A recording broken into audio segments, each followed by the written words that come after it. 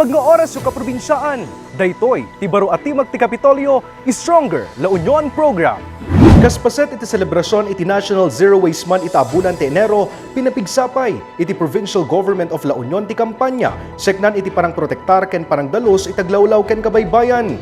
Iti lang umuna alawas sa Enero, naisayangkat ti may sa cleanup activity ngayon dalawan ti Provincial Government Environment and Natural Resources Office wenno PGENRO. Anak ipasitan iti 20 a component LGUs ken nagbinuligan dagiti residente, barangay councils, BFP, PNP, 4Ps ken representatives manipod karitinan government organizations. Naawagan daytoy apag na para iti basura ngaddan iti may kaupat atawen.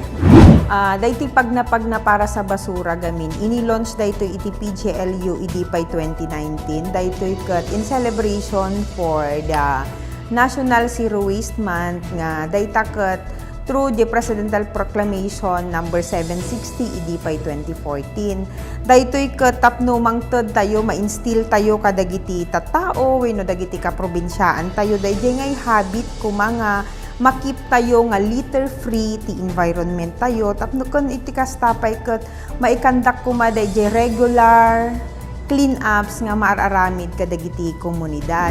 Babaan iti daytoy a programa, aganay 2,179 kilograms si basura tinakolektada, karaman dagiti disposable face masks, no sa dinno, kadwan lata kari tinakolekta ket dagiti single-use plastics.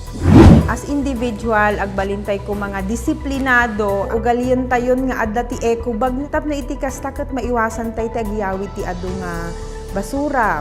Gapoy ti daytoy tartarigagayan pay tatta, iti PGENRO a papigsaan dagiti implementar a programa ken addangar aramidan dagitoy tapnunan anay a mapagtalinaed iti nadalos ken napintas a komunidad, baban ti kooperasyon ken panakikaysa iti tunggal maysa.